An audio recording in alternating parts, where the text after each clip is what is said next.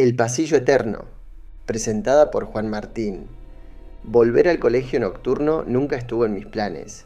Habían pasado 10 años desde mi graduación en aquel secundario de San Telmo, pero una madrugada de enero, propulsados por la nostalgia y un tercer cartón de vino, convencí a mis amigos Lucho y Mariano de colarnos. El portón oxidado quedó apenas entornado y la galería, que de día hervía de risas, parecía ahora la garganta de un monstruo dormido. Dentro, el pasillo principal olía a humedad, tiza rancia y cera. Las luces fluorescentes parpadeaban como insectos moribundos. Para orientarnos, trazamos con tiza una línea blanca en la pared, aunque cada tramo parecía borrarse solo. ¿Y si reaparece el portero?, murmuró Mariano, recordando al hombre que había muerto allá de un infarto. Fingimos valentía y avanzamos entre lockers abollados, pizarras con fórmulas fantasmales y vitrinas de trofeos que sostenían telarañas. Cuando era alumno corría la leyenda de que aquel corredor era infinito, obra de un arquitecto que perdió la cordura y se arrojó del campanario. Nunca la creí, pero el hormigueo que subió por mi nuca al oír mis propias pisadas me devolvió a los actos escolares. Una corriente helada bajó de las claraboyas, agitó hojas amarillentas y apagó mi linterna por un instante. Al volver la luz, Lucho había desaparecido. Solo quedábamos Mariano y yo, temblando. Gritamos su nombre, nos respondió el timbre escolar, pese a que eran casi las 2 de la mañana. Seguimos andando. El reloj del corredor marcaba eternamente las 3:07. Doblamos, retrocedimos, volvimos a avanzar, y siempre reaparecía el mismo afiche desteñido de una kermés de 1986. El aire se espesó con un sabor metálico que me raspó la lengua. Al fondo surgió una sombra que imitaba mis movimientos con un retardo nervioso. Me acerqué creyendo que era un reflejo, hasta que la tuve a un paso. Era yo, con piel ceniza y ojos sin iris. Alargó una mano gélida hacia mi rostro y huí con Mariano hasta la primera puerta abierta. El aula estaba detenida en el tiempo. Sobre cada pupitre había un cuaderno abierto, todos con la misma frase escrita en tinta corrida: «Quédate con nosotros». Las ventanas mostraban más pasillos, multiplicados como espejos rotos, donde nuestras siluetas corrían en bucle. Un susurro infantil llenó el aula y las páginas revolotearon como polillas. Mariano quiso romper una ventana y saltar al patio. Apenas tocó el marco, su cuerpo quedó suspendido, congelado en cristal, como si alguien hubiese pulsado pausa. Lo llamé. Su piel comenzó a cuartearse, transformándose en polvo fosforescente que ascendió hacia las lámparas. El aula vibró y comprendí que el edificio respiraba. Solo, abrí la puerta y el pasillo regresó, largo como una cinta desbobinada. El retrato del director fundador se soltó de su clavo y cayó sin ruido. «No mires atrás», susurró una voz idéntica a la mía. Obedecí y corrí. Cada trecho devolvía el mismo reloj detenido. Golpeé la pared con un extinguidor, pero el yeso se onduló como agua y mi brazo se hundió en otro corredor todavía más oscuro. Mi sombra se desprendió y avanzó delante de mí, ajena a mi terror. De pronto apareció una puerta roja que jamás había estado allí. La abrí y, sin transición, me encontré afuera, bajo la luz amarilla de un farol. La brisa húmeda de San Telmo me devolvió el aliento y, creyendo haber escapado, caminé hasta mi departamento. Dormí 12 horas. Al despertar vi el pasillo reflejado en la pantalla apagada del televisor, en el espejo del ascensor, incluso en las pupilas dilatadas de mi gato. Cada parpadeo arrastraba el zumbido de los fluorescentes. Una semana después regresé, decidido a romper el hechizo. La reja estaba asegurada con cadenas. Tras la endija, observé una figura con linterna temblorosa. Era yo, repitiendo cada gesto de aquella primera noche. Grité mi nombre, pero el otro siguió sin oírme. Comprendí entonces que jamás salí. La biblioteca de los susurros, presentada por Sebastián González. Siempre me fascinó la biblioteca clausurada de nuestro colegio de señoritas en Barracas.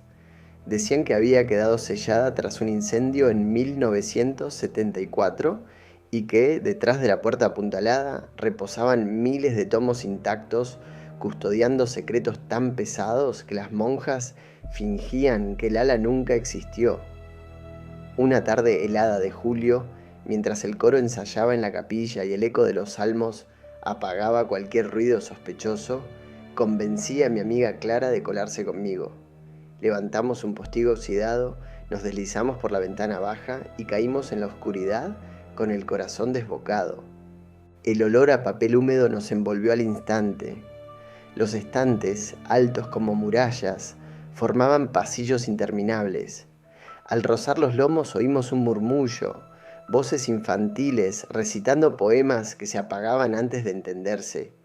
Guiándonos con la linterna del teléfono llegamos a una mesa cubierta de polvo. Sobre ella había velas derretidas y un diario de tapas chamuscadas. Lo abrí y reconocí la letra de una alumna llamada Mercedes, quien describía la kermés previa al incendio. «Arde todo, pero nuestros secretos quedarán aquí», concluía la última página. Al leerla, el aire se volvió denso. Una corriente caliente nos rodeó como si el fuego acabara de encenderse. Intentamos volver sobre nuestros pasos, pero los pasillos habían cambiado de lugar, intercambiando arcos y estanterías como en un rompecabezas vivo. Entonces apareció una luz grisácea al fondo, revelando la silueta de una bibliotecaria anciana. Su cabello blanco chisporroteaba como cables pelados, y sus ojos ardían con un fulgor rojizo. Flotaba a pocos centímetros del suelo. Bajo su piel translúcida se desplazaban letras microscópicas que formaban frases y se desmoronaban.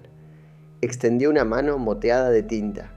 «No deberían estar aquí, niñas», susurró sin abrir la boca. A su alrededor, los libros se abrieron solos. De las páginas brotaron chispas anaranjadas que quedaron suspendidas en el aire. El humo saliente de los libros tomó forma de 3 alumnas con trenzas y uniformes antiguos. Sus pupilas brillaban como carbones. Reconocí sus nombres en el diario: Mariela, Ofelia y Laura, amigas de Mercedes. Caminaban sincronizadas, repitiendo un paso de baile de la kermés.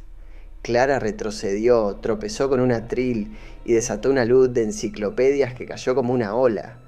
La bibliotecaria levantó un dedo y señaló un luneto astillado que daba a un corredor exterior. Tras el vidrio, un fuego lejano devoraba el jardín iluminando las gárgolas. Comprendimos la invitación y corrimos. Las hojas incandescentes zumbaban a nuestro alrededor como luciérnagas malévolas. Cada una susurraba un secreto distinto. Romances prohibidos, confesiones robadas, culpas que nunca llegaron al confesionario. Saltamos por el ventanal y aterrizamos en el claustro sobre una alfombra de ceniza helada. Al girarnos solo vimos una pared lisa. La entrada se había sellado junto con la biblioteca entera. Regresamos a clase temblorosas, con las faldas manchadas y los pulmones en llamas, fingiendo normalidad ante las otras alumnas y ante la madre Lourdes, que frunció el ceño al percibir el olor a humo. Una campana distante dobló. Creí estar a salvo, pero al amanecer encontré el diario sobre mi pupitre, intacto y tibio. Un nuevo párrafo, escrito con la misma tinta oscura, decía: «Todavía falta el testigo». Lo guardé bajo llave sin éxito. Reaparecía cada mañana, más pesado y aromático a hollín. Con el tiempo descubrí algo peor. Nadie recordaba a Clara. Sus calificaciones, su pupitre y su fotografía en el anuario habían desaparecido, como si nunca hubiese cursado. La biblioteca la había reclamado la noche de nuestra huida, vistiendo su ausencia con un silencio tan perfecto que solo yo parecía notarlo. El sótano del Instituto Industrial, presentada por Tomás Cáceres. Trabajaba de maestranza en un instituto industrial de Avellaneda. Cada noche cerraba el taller de metalurgia y bajaba al sótano a vigilar las calderas. El recinto, atravesado por tuberías serpenteantes y máquinas muertas desde los 80, resonaba con un goteo oxidado que marcaba un ritmo cansino. Mi amigo Diego flaco curioso y fanático de lo paranormal, llevaba semanas rogándome bajar. Aseguraba que el sótano ocultaba reliquias, planos o algo digno de sus podcasts. Cedí. Aquella madrugada de julio descendimos la escalinata. Las linternas arañaban cables sueltos y charcos tornasolados de aceite. En el corazón del salón descansaba una prensa hidráulica, tan grande que recordaba la mandíbula de un dinosaurio metálico. Parece la panza de una ballena encallada, bromeó Diego, golpeando la cubierta. Me agaché para recoger unas llaves inglesas olvidadas y rocé una palanca. Un estallido de luz me cegó. La prensa despertó con un gruñido eléctrico y las correas empezaron a girar como intestinos animados. Del vapor emergieron figuras humanas con buzos manchados y gorras de obrero. Su piel era lechosa y los ojos vacíos, pero se movían con la precisión de operarios que jamás abandonan el turno. Marchaban hacia puestos que ya no existían, ajenos a nuestra presencia. Uno pasó junto a mí, podía ver los engranajes a través de su pecho, y aún así sentí un escalofrío húmedo en la nuca. Diego, fascinado, extendió la mano para tocar la cinta transportadora. La banda lo empujó con una fuerza imposible, hundiéndolo hasta la cintura. Lo agarré del brazo y tiré, pero el caucho parecía tragarlo. Las herramientas cercanas vibraban, las cadenas se tensaban como si una mano invisible quisiera izar algo pesado desde el suelo. Un obrero translúcido accionó una válvula junto a la caldera. Una sirena roja empezó a girar, mezclando un ulular penetrante con flashes que pintaban el humo de sangre. El sótano se llenó de hollín. Apenas distinguíamos las sombras que golpeaban metales inexistentes. Buscamos la salida guiados por el letrero de emergencia que titilaba al fondo del corredor. Diego tropezó con una cadena y cayó de rodillas. Cuando lo levanté, sus pies ya no tocaban el suelo. Estaba siendo arrastrado hacia la prensa, como si cintas invisibles le ataran los tobillos. Chilló mi nombre. Di un paso para ayudarlo, pero una plancha metálica descendió desde el techo y cerró el pasillo. El golpe resonó como un portazo de tumba, y su voz se apagó. Corrí hacia la escalera, subí de dos en dos y atranqué la puerta con el candado. Afuera, la madrugada me golpeó con aire helado, pero el eco de martillos continuó martilleando mi cráneo. Cuando el sol salió, informé que Diego se había ido antes que yo. Nadie me creyó, aunque fingieron hacerlo para cerrar el reporte. El director, ajeno al terror, me ordenó retomar el turno de calderas.